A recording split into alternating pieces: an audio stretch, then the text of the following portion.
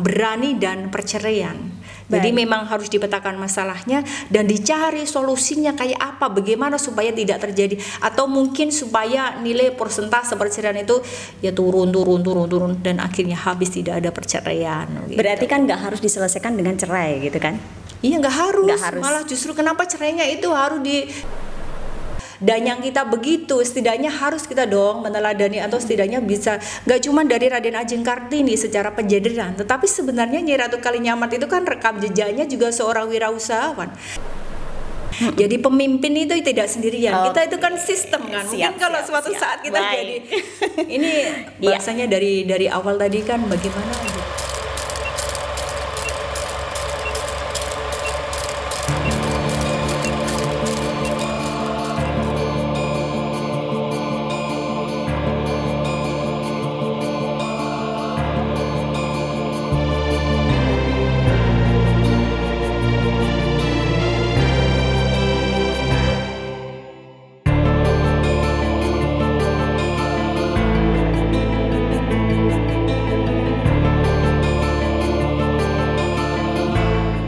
Assalamualaikum warahmatullahi wabarakatuh, Mbak Nani. Waalaikumsalam warahmatullahi wabarakatuh, Mbak Dinda juga. Apa kabarnya? Alhamdulillah baik. Tetap sehat? Alhamdulillah tetap sehat. Eksis terus. Baik Mbak Nani, Mbak Nani ini adalah sosok Ketua Fatayat NU Kabupaten Jepara. Iya, Fatayat Nahdlatul Ulama gitu ya. Iya, sebetulnya Fatayat itu apa begitu? Iya. Di sini mumpung kita lagi ketemu si kembar, bisa disampaikan kepada masyarakat tentang Fatayat itu seperti boleh. apa? Saya kalau lagi bincang-bincang di mana gitu, apalagi guru-guru tuh, guru-guru tuh juga gitu banyak kan tuh. Fatayat itu apa sih gitu. Nah, ya udah kita jelasin aja kan. Saya tanyain dulu itu kenal nggak dengan NU itu, saya bilang. Jadi Fatayat itu komunitas perempuan gitu, perempuan Nahdlatul Ulama, badan otonomi atau banomnya Nahdlatul Ulama. Saya jelasin juga dari atas, ada muslimat, ada fatayat. Saya bilang kalau fatayat itu perempuan muda, nggak muda-muda banget sih, sekitar usia setengah 20 muda setengah tua gitu. 20 gitu. Sebenarnya secara PDPRT itu yang sudah menikah atau 20 sampai dengan 45. Adapun hari ini kemudian ada ibu-ibu tua yang masih pakai seragam fatayat, nggak apa-apa lah gitu sebenarnya itu gitu. Jadi perempuan itu adalah organisasi perempuan banomnya Nahdlatul Ulama. Gitu. Baik. Dan kegiatan-kegiatan di Fatayat cenderung memperjuangkan kaum perempuan atau seperti apa begitu? Iya, karena gitu komunitasnya kan perempuan. Komunitas kan? Perempuan. Nanti yang laki-laki ada sendiri kan, Ansor kan gitu, yang sejajar dengan kita Ansor. Kalau di atas usia 45 berarti sudah muslim. Iya, muslimah sebenarnya demikian. Muslimah jajar atasnya lagi nanti Pak NU gitu. Lebih muda lagi IPPNU. Ya laki-laki. Baik, kalau seperti ini kan tahu gitu ya, kaum awam bisa paham. Betul. Fatayat ternyata usia dari batasan 20 sampai 45, bisa lebih bisa kurang gitu. Yang penting udah menikah gitu. Iya, betul. Kalau kita melihat ya Mbak Nani ke atas gitu ya, ke tingkat-tingkat yang lebih tinggi, ada Ibu Khofifah yang menjadi tokoh perempuan, pendukung NU juga gitu. Itu kan sebagai sosok perempuan yang keren dan luar biasa, memimpin gitu kan.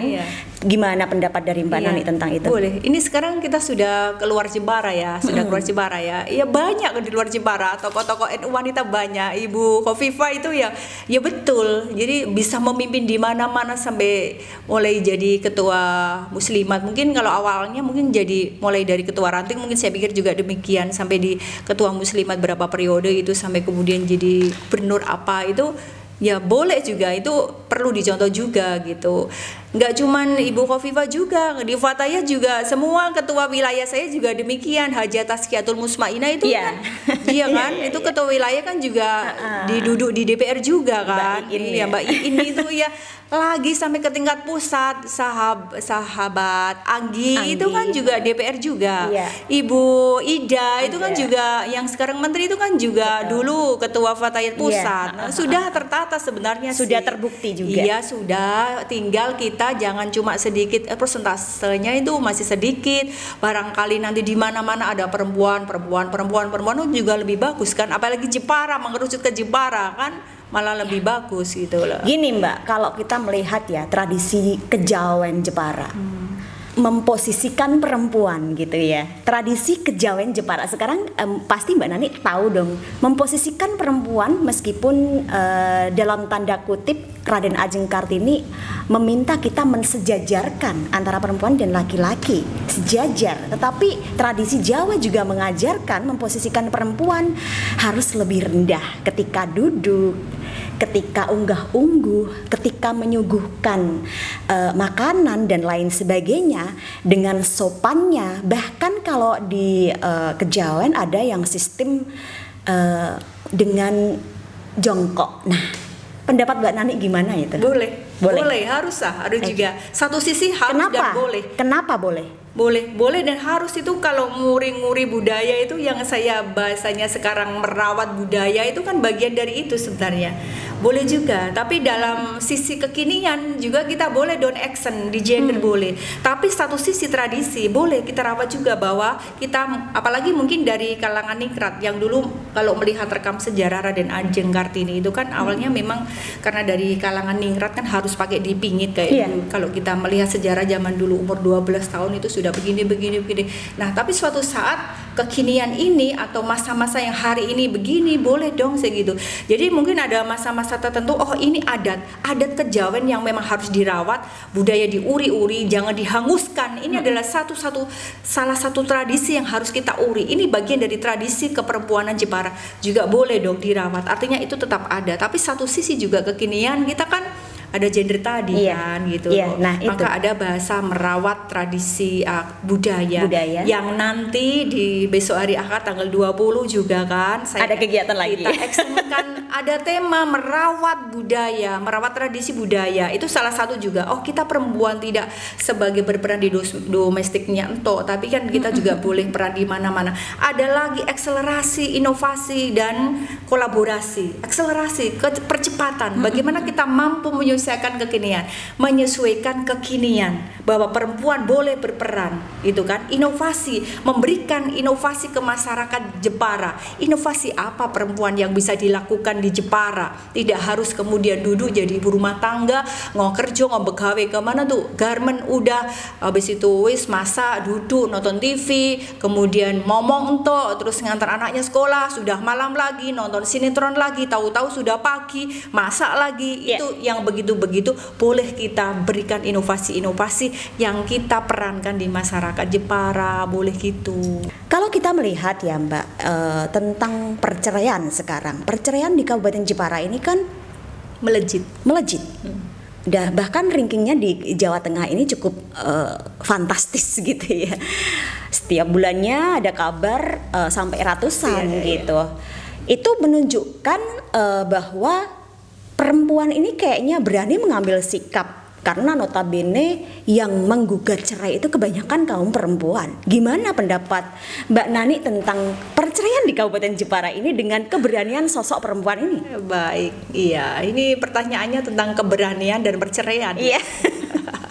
Boleh. Tadi saya sampaikan juga ini juga bagian garapan lagi nih. Garapan lagi kan. Jadi bagaimana supaya itu, terutama ini kan juga usia-usia fataya juga tuh. Iya. Yang berani. Enggak mesti iya kan usia produktif tuh. Jadi yang lagi seneng-seneng banget mereka ke HWI Garment dan lain-lain itu sebenarnya. Kalau kita melihat dari sikapnya atau sifat beraninya itu kan memang sudah itu sikap sifat yang bagian dari darahnya siapa tuh Boknya Ratu Kalinyamat, pemberani gitu ya, pemberani, apalagi mereka ada sesuatu yang dilebihkan dari suaminya kan gitu, sehingga terpicu atau memicu mereka kaum perempuan yang sudah di posisi di atasnya suami itu memicu secara pribadi untuk boleh ya kita cerai, karena seolah itu dia wanitanya itu sudah terdiskriminatif, nggak dikasih apa itu namanya jatahnya, gajinya lebih tinggi dari dia. Laki-lakiku, suamiku mau omah saja nggak mau kerja, sehingga itu yang memicu mencerai atau mungkin yang menjadi hari ini menjadi pemetaan masalah mereka bercerai itu ya memang juga lingkungan yang di situ banyak atau bebas melakukan apa tanpa apa itu bantuan suami kan begitu kan, itu juga bagian dari potensi terpicunya perceraian itu. Nah, persoalan-persoalan inilah yang kemudian harus menjadi perhatian kita, orang-orang yang memang yang tidak harus yang di atas, tapi semuanya harusnya ikut adil juga. Bagaimana memikirkan, terus kalau di desa mungkin bapak-bapak RT-nya bisa bagaimana cara ini supaya tersolusikan, dipetakan apa sebabnya, kayak apa gitu. Itu masalah tentang berani dan perceraian. Jadi memang harus dipetakan masalahnya dan dicari solusinya kayak apa, bagaimana supaya tidak terjadi, atau mungkin supaya nilai persentase perceraian itu ya turun dan akhirnya habis tidak ada perceraian. Gitu. Berarti kan nggak harus diselesaikan dengan cerai gitu kan? Iya, nggak harus. Malah justru kenapa cerainya itu harus dicarikan, gitu. Carian solusinya. Atau edukasi kayak bagaimana, walaupun kita mungkin sudah sekarang hari ini bersosok punya gaji banyak, lebih tinggi dari suami kita, mungkin kita harus ada edukasi dong, pendekatan bagaimana kita bisa menjaga, kurang lebih demikian. Baik Mbak Nani, kalau kita melihat berkaca ke pahlawan perempuan Jepara, 3 tokoh itu ya, di situ banyak memberikan inspirasi kepada kaum perempuan Jepara yang lemah lembut, yang berani, yang selalu dalam kondisi yang mandiri gitu, diminta untuk terus mandiri, seperti Raden Ajeng Kartini yang memberikan contoh kepada kita agar kita selalu bergerak, selalu mandiri. Penyetaraan gender di sini, emansipasi wanita yang selalu terus diperjuangkan oleh Raden Ajeng Kartini, sehingga kita ini bisa menjadi seperti ini saat ini. Ini juga berkat perjuangan beliau begitu. Gimana pendapat Mbak Nani dengan kemandirian kaum perempuan Jepara ini? Sependapat nggak gitu? Iya, sependapat banget. Dan harus saya bilang pokoknya kalau danyang kita begitu, setidaknya harus kita dong meneladani, atau setidaknya bisa nggak cuma dari Raden Ajeng Kartini secara penjederan, tetapi sebenarnya Nyai Ratu Kalinyamat itu kan rekam jejaknya juga seorang wirausahawan, jadi pedagang, jadi pemimpin dan pedagang gitu loh. Makanya hari ini kalau misalkan kita actionkan di Fatahit itu, yang hari ini kita boomingkan punya toko-toko kecil, kita bahasakan dengan Fatmat itu kan sebenarnya punya toko-toko semuanya kan. Artinya harapannya itu kita ya boleh dong berkomunitas ngaji ala Fatahiyah, tapi boleh dong ekonomi kita pemberdayaannya lebih maju lagi gitu, perempuan kan? Berbisnis gitu ya. Itu kan sama dengan mandiri juga, berwirausaha ya kan, berwirausaha seperti Mbok Nyai Ratu Kalinyamat kan gitu. Aslinya kalau kita baca-baca udah itu sudah mendarah daging di perempuan Jepara sebenarnya kalau kita mau kompetenkan gitu. Baik. Mbak Nani, 2024 kira-kira mau mencalonkan diri sebagai bupati nggak? Kalau itu enggak dong, PNS kok. Siapa tahu. Saya berani ngomong begini. Enggak boleh bilang gitu. Kita harus menginspirasi, mendorong teman-teman kami. Kalau mungkin secara pribadi kan kita memang ASN, jadi secara regulasi persyaratan itu kan harus cut. Nah, kalau harus cut kan gimana, kalau saya lebih cinta dengan ibu guru hari ini begitu. Kalau harus cut gak bisa gitu. Mungkin apa itu regulasinya yang membuat saya pribadi itu. Tapi kalau mungkin tiba-tiba kemudian harus ada regulasi ASN boleh ya, saya juga pikir-pikir karena bukan nggak harus demikian. Kenyamanan mendaftar itu harus kita bangun. Nyaman itu kayak apa ya, sudah nggak ada sesuatu harus kita sebenarnya itu harus kita hapus. Andekan di Jepara itu. Nah, ini kalau di Sukodono sebenarnya sudah nggak ada sangu ala sagu, itu nggak ada. Sukodono itu jadi petinggi nggak ada sangu-sanguan atau nggak ada sesuatunya.